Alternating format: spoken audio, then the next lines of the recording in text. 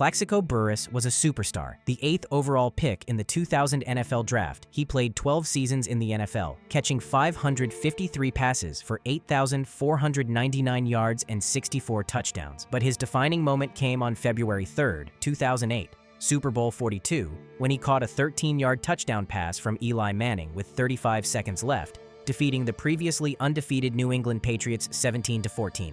He signed a 5-year, $35 million contract that fall. He was 31 years old, playing for one of the NFL's most prestigious franchises, living the American dream.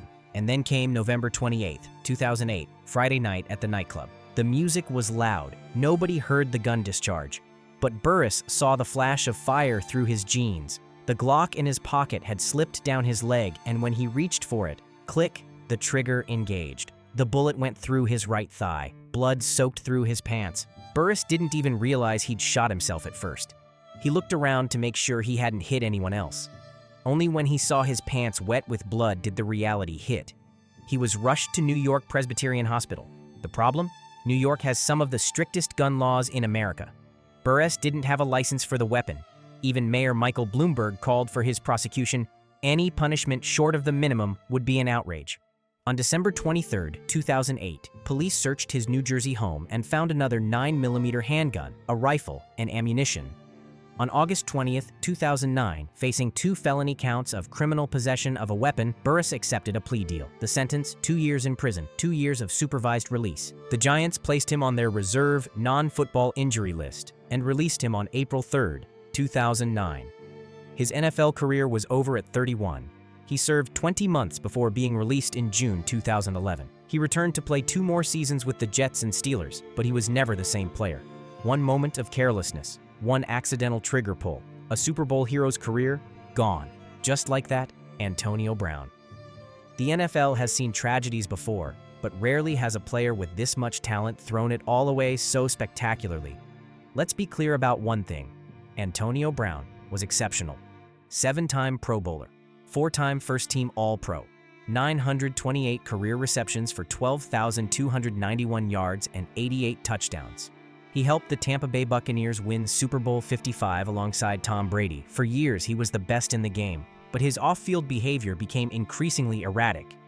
In 2021, during a game against the New York Jets, Brown suddenly ripped off his jersey, shoulder pads, and gloves and ran off the field shirtless, ending his NFL career in one of the most bizarre exits in sports history. Then came 2025 and the boxing event.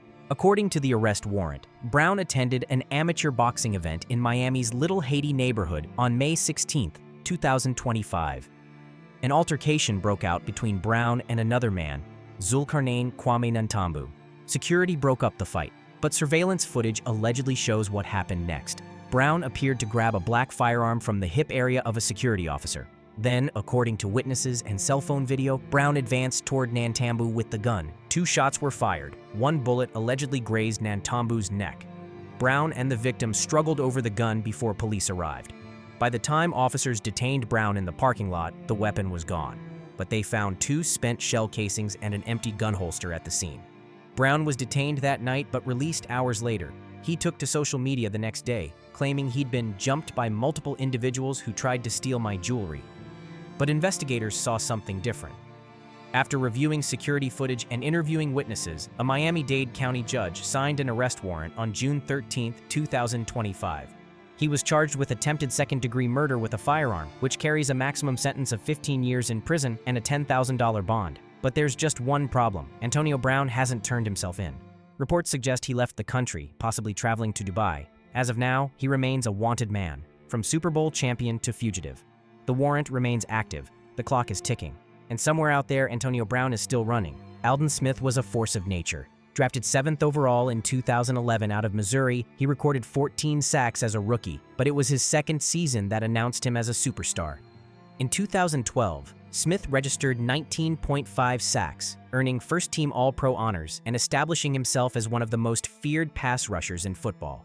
After just 3 seasons, he had accumulated a record-breaking 42 sacks, the most in NFL history through 3 years. But on June 29, 2012, at a house party in San Jose, California, everything began to change. The party with over 100 guests grew out of control. Gang members showed up. Someone brandished a gun at the bartender. When Smith tried to end the party, someone fired 3 shots into his garage. Smith went to his bedroom and retrieved a .45 caliber handgun. He fired 2 shots into the air to disperse the crowd. The party didn't end. Someone uttered a gang slur. Smith responded, "This is my house." "I'm Alden Smith." A man named Stephen Barba then stabbed Smith twice. 2 people were shot by unknown assailants. The police arrived. When deputies searched Smith's home, they found 5 weapons, including 3 illegal assault rifles. They also discovered large-capacity magazines scattered across his bedroom floor and ammunition in his bedside table. Investigators determined Smith had purchased all 3 assault weapons in Arizona in 2011, the day before a road game against the Cardinals. Even if purchased legally in Arizona, they were illegal in California.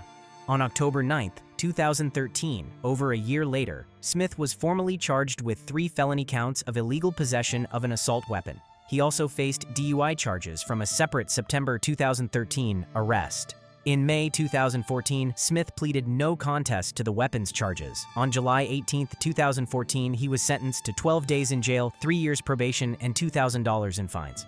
But the arrests didn't stop. Another DUI in 2015. Domestic violence charges in 2018. By 2015, the 49ers had released him. The Raiders signed him, then released him. The NFL suspended him indefinitely. A player who should have been a Hall of Famer finished his career with just 47.5 career sacks after missing 4.5 seasons due to suspensions and legal issues. By the way, I'm going to be posting a lot more interesting videos on the channel. I'll greatly appreciate it if you could show support by liking this video and subscribing to the channel. Thank you. Frank Clark was a champion. The 63rd overall pick in the 2015 draft by the Seattle Seahawks, Clark became a 3-time Pro Bowl pass rusher and a key component of Seattle's defense. In 2019, the Kansas City Chiefs traded for him and immediately signed him to a 5-year, $104 million contract, more than $62 million guaranteed. That same year, Clark helped the Chiefs win Super Bowl 54, recording 2 sacks against the 49ers in the big game. He was living the dream, making generational wealth, playing for championships. And then came March 12, 2021. 11:45 p.m. in Los Angeles, California, everything started to fall apart. When California Highway Patrol officers searched the vehicle he was riding in on March 12th, they found 2 loaded firearms, 1 rifle and 1 handgun. Clark and another man were arrested on the spot. Clark posted $35,000 bond and was released. The chief stood by him. His attorney said the guns weren't his. But then came June 20th, 2021, just 3 months later. Clark was pulled over again in Los Angeles for a routine traffic violation. Officers noticed something in his Lamborghini SUV, an open duffel bag with a Uzi sticking out, a submachine gun, in plain view. Clark was arrested again, this time for felony possession of a concealed firearm.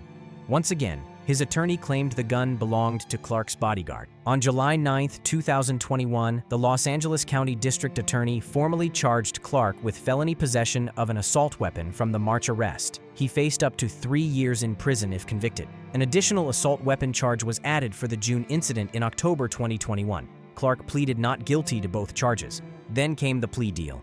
On September 8, 2022, Clark pleaded no contest to 2 counts of misdemeanor possession of an assault weapon. The sentence was handed down: 1 year of probation, 40 hours of community service, and hosting 4 free youth football camps. The NFL suspended him 2 games for violating the personal conduct policy. 2 arrests, 3 months, multiple guns. Frank Clark's career continued, but his reputation was forever tarnished. The Chiefs eventually released him in 2023. Jack Jones wasn't a first-round pick. He wasn't even a second or third. The Patriots selected him in the 4th round of the 2022 NFL Draft out of Arizona State, a 5-star recruit who'd bounced from USC to community college after academic issues. But Jones had talent. In his rookie season, he played 13 games, recorded 2 interceptions, and showed enough promise that the Patriots expected him to start in 2023. Then came June 16, 2023, that Friday night at Logan International Airport, Boston. Jones had faced legal trouble before. In 2018, he'd broken into a Panda Express at 3:45 a.m. and pleaded guilty to misdemeanor burglary. But this was different. This was federal. This was serious. Because when you try to bring loaded guns through airport security, the consequences are severe. TSA agents opened the duffel bag, which reportedly had Jones's name on it, and found a Glock box containing 2 loaded firearms and multiple high-capacity magazines that held more than 10 rounds. In Massachusetts, possession of a large-capacity feeding device carries a mandatory minimum sentence of 2.5 years in prison. Jones was arrested on the spot. The charges stacked up fast: possession of a concealed weapon in a secure area, possession of ammunition without a firearm ID card, unlawful possession of a firearm, carrying a loaded firearm, possession of a large-capacity feeding device. 9 charges total. If convicted on all counts and sentenced to maximum terms served consecutively, Jones faced more than 30 years in prison. On Tuesday, June 20, 2023, Jones was arraigned in Boston court. He pleaded not guilty and posted $30,000 bail. His attorney, Rosemary Scapicchio, suggested Jones may have forgotten the guns were in his bag. Oops defense, some called it, similar to former Cowboys coach Barry Switzer, who was caught with a gun at an airport in 1997 but avoided jail time. The Patriots released a brief statement. They were gathering more information. Jones's next court appearance was set for August 18th. The irony? Just a month earlier, Jones had criticized NBA star Ja Morant on social media for posing with guns. Now Jones faced potential prison time for the same mistake. Denzel Perryman was a second-round pick of the San Diego Chargers in 2015 out of the University of Miami. Over 9 NFL seasons with the Chargers, Panthers, Raiders, and Texans, Perryman compiled impressive stats: 485 career tackles, 6.5 sacks, 3 forced fumbles, and 5 interceptions. He was a solid starter, a respected veteran, a leader in the locker room. On August 1st, 2025, Perryman had just re-signed with the Chargers for his second stint with the team. He was 32 years old, coming off a season with the Texans, still playing at a high level. Then came that Friday night traffic stop that would threaten everything he'd built. When South Los Angeles station deputies conducted the traffic stop at 9:30 p.m., they discovered 5 firearms inside Perryman's vehicle. Not 1, not 2, 5. And among them were 2 assault-style rifles, the kind of weapons that carry serious felony charges in California, one of the strictest gun law states in America. Perryman was arrested on the spot and booked at the South Los Angeles Sheriff's Station at 10:06 p.m. He was held without bail and scheduled to appear at Inglewood Courthouse on August 5th. The Chargers released a statement. "We are aware of a matter involving Denzel and are gathering information." His agent, Ron Butler, issued his own statement confirming awareness of the arrest. California has some of the toughest gun laws in the nation. Possession of assault weapons can result in felony charges carrying up to 3 years in state prison. For Perryman, a veteran player in a league increasingly scrutinizing off-field conduct, the timing couldn't have been worse. Training camp was just weeks away. The regular season was around the corner. The Chargers faced a difficult decision: stand by a veteran leader or cut ties with a player facing serious legal trouble. As of the arrest, no charges had been formally filed, but the investigation was ongoing. Perryman's NFL future hung in the balance. Damon Arnett. In 2020, the Las Vegas Raiders made Damon Arnett the 19th overall pick in the NFL draft, a first-round cornerback out of Ohio State who'd earned second-team All-Big Ten honors. The Raiders had traded Khalil Mack to the Bears 2 years earlier and used the pick they received to select Arnett. High expectations, first-round money. The future looked bright, but Arnett's NFL career lasted just 13 games over 2 seasons with the Raiders, 29 total tackles, 0 interceptions, and a string of off-field incidents that made him unhireable. It started with a hit-and-run lawsuit in 2020. Then, in November 2021, the Raiders released him after a video surfaced showing Arnett brandishing firearms and making death threats. The Miami Dolphins signed him to their practice squad in December. Then came that night on January 28, 2022, at Park MGM Hotel and Casino, Las Vegas. According to the arrest warrant, Arnett went to retrieve his car from the Park MGM valet. He couldn't provide his valet ticket. When staff asked for additional identification to prove ownership, Arnett allegedly responded by pulling out a handgun and waving it at them. He took the keys and left. Police were called.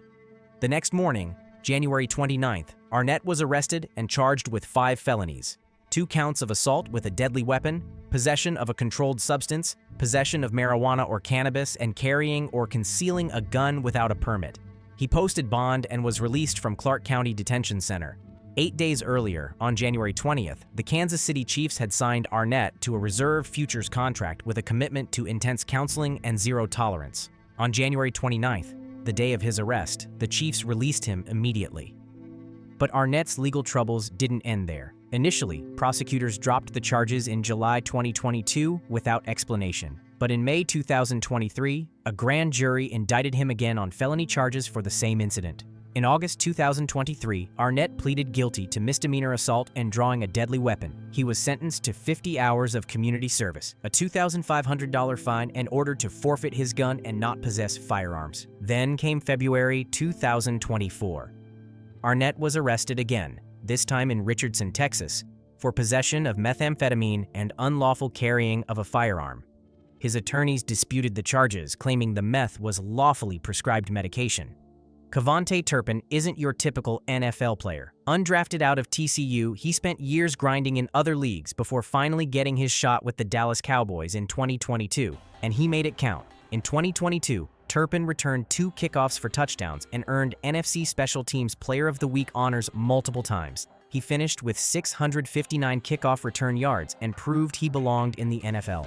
The Cowboys rewarded him with a 3-year contract extension earlier in 2025. He was 28 years old, finally established in the league, and finally financially secure. Then came that July night in Allen, Texas, a suburb of Dallas, when a routine traffic stop changed everything.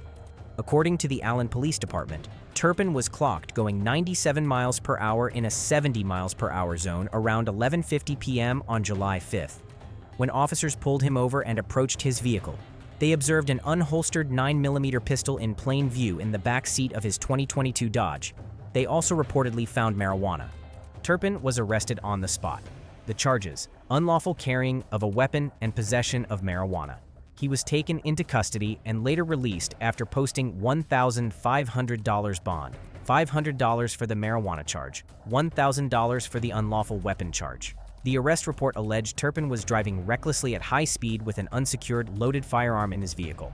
The irony? Texas is one of the most gun-friendly states in America. Constitutional carry is legal. Getting a license to carry is straightforward. Yet Turpin allegedly had an unlawful weapon, suggesting he lacked proper licensing or the gun was carried improperly.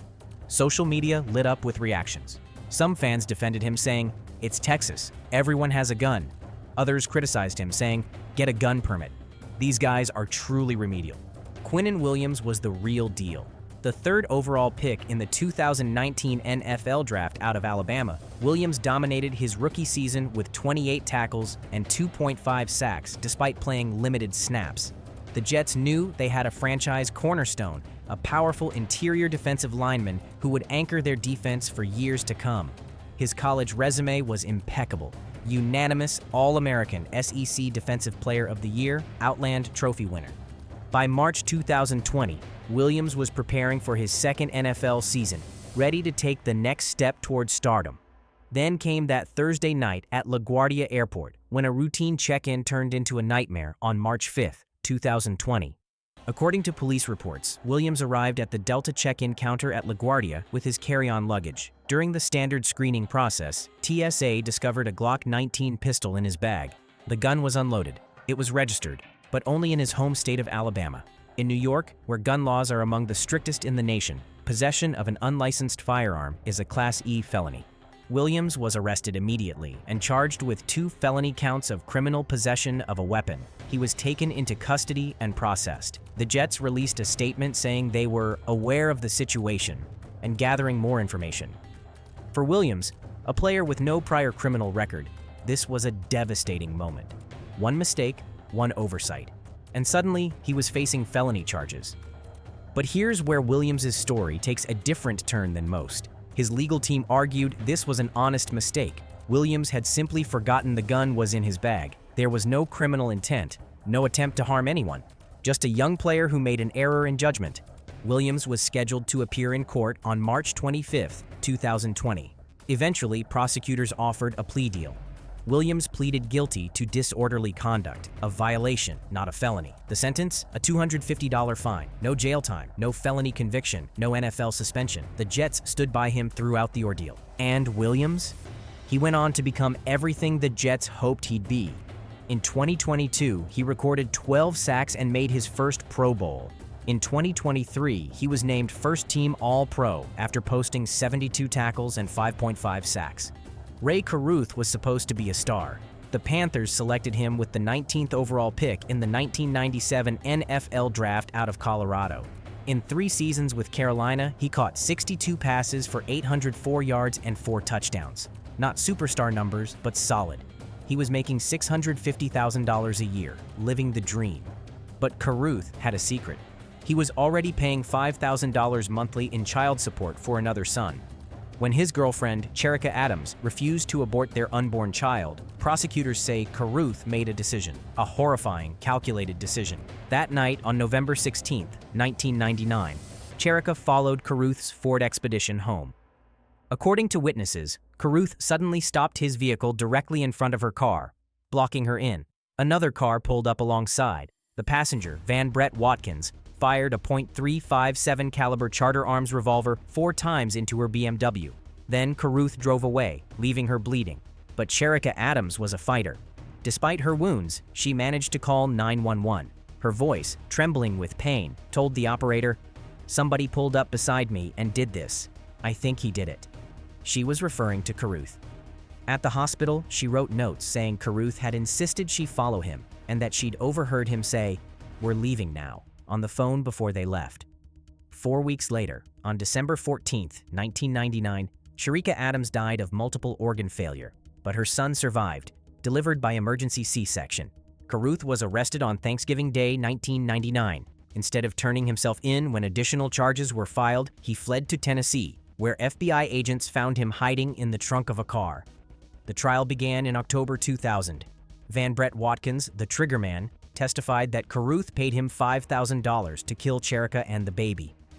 "He hired me as a hitman," Watkins said from the witness stand. On January 19, 2001, after 20 hours of deliberation, the jury found Caruth guilty of conspiracy to commit murder, shooting into an occupied vehicle, and using an instrument to destroy an unborn child. He was acquitted of first-degree murder, sparing him the death penalty, and was sentenced to 18 to 24 years in prison. He served nearly 19 years before being released on October 22, 2018. The son he tried to kill, Chancellor Lee Adams, was raised by Cherika's mother and lives with cerebral palsy from the traumatic circumstances of his birth. Aaron Hernandez. He caught the game-winning touchdown in Super Bowl 42. He signed a $40 million contract with the New England Patriots. He was supposed to be the future of the NFL until June 17, 2013, when everything came crashing down. Aaron Joseph Hernandez wasn't just good, he was exceptional. Drafted by the Patriots in the 4th round of the 2010 NFL Draft at just 20 years old, he quickly became one of the league's most dangerous weapons. Playing alongside Rob Gronkowski, Hernandez formed the NFL's most dominant tight end duo, becoming the first pair to score at least 5 touchdowns each in consecutive seasons for the same team. He appeared in Super Bowl 46. His career stats are 175 receptions, 1,956 yards, and 18 touchdowns. But on June 26, 2013, just 90 minutes after his arrest, the Patriots released him. The charge? First-degree murder. On that June night, semi-professional football player Odin Lloyd was shot 6 times in an industrial park near Hernandez's home in North Attleboro, Massachusetts. Police found the key to Hernandez's rental car in Lloyd's pocket. Surveillance footage from Hernandez's own home security system showed him holding what appeared to be a gun less than 10 minutes after Lloyd was killed. The trial lasted 9 weeks. On April 15, 2015, the jury delivered their verdict: guilty of first-degree murder and all weapons charges.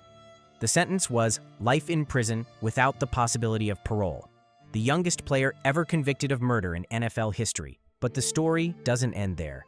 In 2017, Hernandez was tried for a separate double homicide from 2012, the shooting deaths of Daniel Deabro and Safiro Furtado outside a Boston nightclub.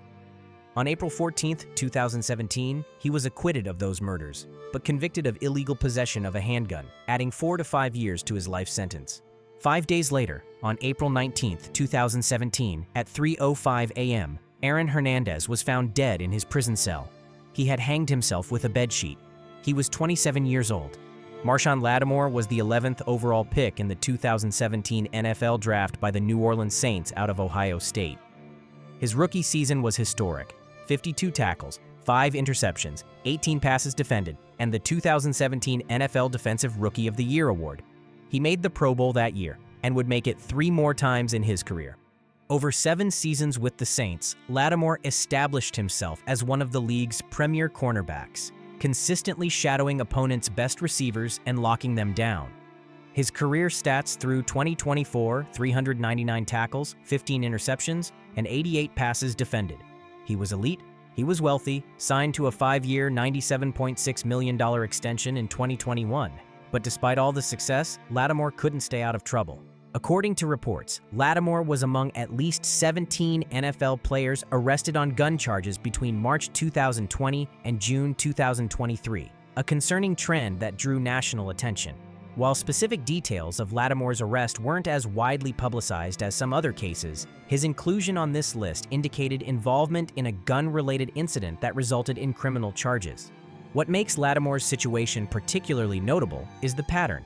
In addition to the gun charge, Lattimore has been involved in multiple on-field altercations that resulted in ejections and suspensions. In 2019, he was suspended 1 game after a fight with Buccaneers receiver Mike Evans. In 2022, another altercation with Evans resulted in both players being ejected. And in November 2023, Lattimore was traded to the Washington Commanders after 7 seasons in New Orleans. For a player of Lattimore's caliber, the off-field issues are particularly frustrating. He has the talent to be a Hall of Famer. He has the accolades: Pro Bowls, All-Pro selections, a Defensive Rookie of the Year award. But the pattern of incidents, both on and off the field, has become a concerning narrative that follows him. The gun charge, while not resulting in significant jail time or career-ending consequences, added to a perception problem that Lattimore makes poor decisions in high-pressure moments. The NFL's personal conduct policy has become increasingly strict, and players with multiple incidents face harsher penalties. Ed Oliver was a generational talent. The 9th overall pick in the 2019 NFL Draft by the Buffalo Bills out of the University of Houston, Oliver was a 3-time All-American and one of the most dominant defensive tackles in college football history. He won the Outland Trophy and Lombardi Award as a junior, given to the nation's best interior lineman and best lineman, respectively. In his rookie NFL season, Oliver recorded 43 tackles and 5 sacks, showing flashes of the dominance that made him a top 10 pick. The Bills believed they'd found a cornerstone for their defense, a player who could disrupt opposing offenses for the next decade. Then came that May night in 2020 during the COVID-19 pandemic when Oliver made a series of decisions that nearly cost him everything. According to Montgomery County authorities, Oliver was pulled over shortly after midnight on May 16, 2020, on suspicion of driving while intoxicated. During the traffic stop, officers discovered a loaded firearm in Oliver's vehicle.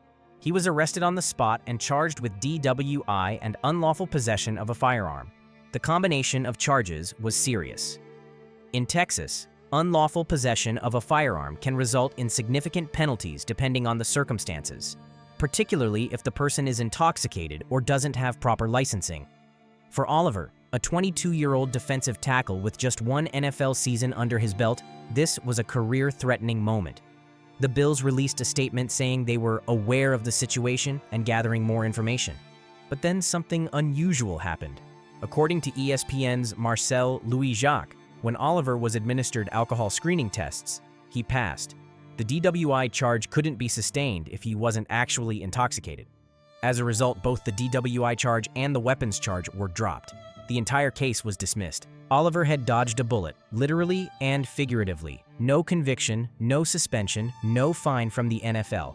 He returned to the Bills and continued his career without missing a game. In subsequent seasons, Oliver became one of the Bills' most consistent defensive players, recording 7 sacks in 2022 and earning a reputation as a strong run stuffer and reliable interior presence. Jay Cutler was once one of the most talented and most controversial quarterbacks in the NFL. The 11th overall pick in the 2006 NFL Draft by the Denver Broncos out of Vanderbilt, Cutler played 11 seasons in the league with the Broncos and Chicago Bears. His career stats: 35,133 passing yards, 227 touchdowns, and 160 interceptions. He made the Pro Bowl in 2008. Cutler was known for his rocket arm, his gunslinger mentality, and his sometimes aloof demeanor that drew criticism from fans and media. After retiring in 2017, Cutler stepped away from the spotlight, living a relatively quiet life in Tennessee. He married reality TV star Kristen Cavallari in 2013, though they divorced in 2020 after a decade together. Then came that October night in 2024 when Cutler's post-NFL life took a dark turn. According to arrest records, Cutler was pulled over in Franklin, Tennessee, just south of Nashville, on October 17, 2024. Police had probable cause to stop him for suspected DUI. When they approached the vehicle, they discovered Cutler was not only intoxicated, but also in possession of a handgun. He was arrested and charged with 4 offenses: driving under the influence, failure to exercise due care, violation of implied consent law, and possession of a handgun while intoxicated. The combination of alcohol and firearms is illegal in Tennessee, as it is in most states, and carries serious penalties. Cutler was taken into custody at the Williamson County Jail. A few hours later, Cutler posted $5,000 bond and was released. The incident made national headlines, not just because of Cutler's NFL career, but because of his high-profile divorce from Kristen Cavallari and his relatively clean public image post-retirement. Cavallari, who has been open about their relationship challenges, has not publicly commented on the arrest. Sean Taylor was special. The 5th overall pick in the 2004 NFL Draft by the Washington Redskins out of the University of Miami, Taylor was a hard-hitting safety with game-changing ability. In 2006, he recorded 111 tackles, 5 interceptions, and made his first and only Pro Bowl. Sports Illustrated named him the hardest-hitting player in the NFL before the 2007 season, but Taylor's early career was marked by off-field issues, fines for late hits, suspension for missing team meetings, and then came the incident that defined his troubled early years. June 1, 2005. Taylor allegedly brandished a gun during a confrontation over stolen all-terrain vehicles near his Miami home. He was accused of pulling an AK-47 style rifle on a man during the dispute. The legal battle lasted over a year. Taylor faced serious felony charges, aggravated assault with a deadly weapon. If convicted, he could have faced significant prison time. The case became a major distraction for Taylor and the Redskins. Prosecutors painted Taylor as a violent hothead. His defense argued he was protecting his property. Finally, in 2006, Taylor accepted a plea deal. He pleaded no contest to 2 misdemeanor charges, assault and battery. He was sentenced to 18 months probation and avoided jail time. Taylor later said the resolution of the case felt like a gray cloud being lifted. He vowed to turn his life around, especially after the birth of his daughter Jackie in 2006. And he did. The 2007 season was Taylor's best. 5 interceptions in just 9 games, tied for the NFC lead. Coaches called him the best athlete they'd ever seen. Teammates said he'd matured, become a leader, a better person. Then came November 26, 2007. Taylor's house was broken into. He stayed home from a game due to a knee injury. That night, intruders entered his home. He grabbed a machete. The door burst open. A gunman fired twice. 1 bullet hit Taylor's femoral artery. He was airlifted to Jackson Memorial Hospital. Doctors tried to save him, but on November 27, 2007, Sean Taylor died. He was only 24 years old. The shooter, Eric Rivera, 17 at the time, was later convicted of second-degree murder. He and his accomplices thought the house would be empty. They didn't know Taylor was home. The tragedy? Taylor had turned his life around. The gun incident from 2005 was behind him. He'd become a father, a Pro Bowler, a leader. And just when his life was finally on track, it was taken from him. The Redskins retired his number 21. Tens of thousands mourned at FedEx Field. Sean Taylor's story isn't just about a gun crime he committed. It's about a life cut short by gun violence. Shi Smith. He's a 6th-round draft pick from the University of South Carolina, selected by the Carolina Panthers in 2021. In college, Smith was productive. 168 receptions for 2,302 yards and 11 touchdowns over 4 seasons. But in the NFL, he struggled to find his footing.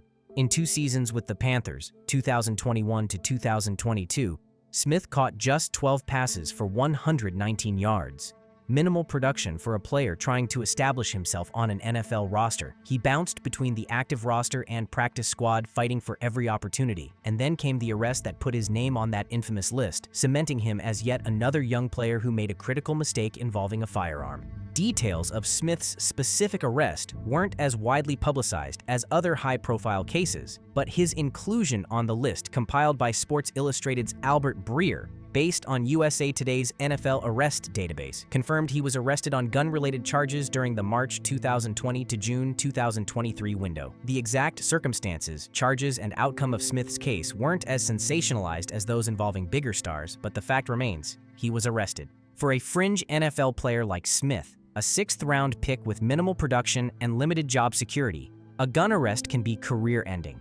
Teams have little incentive to take a chance on a player who combines minimal on-field production with off-field legal trouble.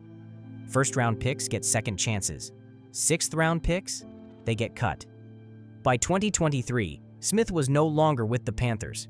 He wasn't on any NFL roster. His brief NFL career, 24 games, 12 receptions, 119 yards, was effectively over before it began. No Pro Bowls, no playoff moments, just a name on a list of players who made bad decisions. If you enjoyed this video, I'll be posting many more interesting videos on the channel. I'd greatly appreciate it if you could like and subscribe. Thank you very much.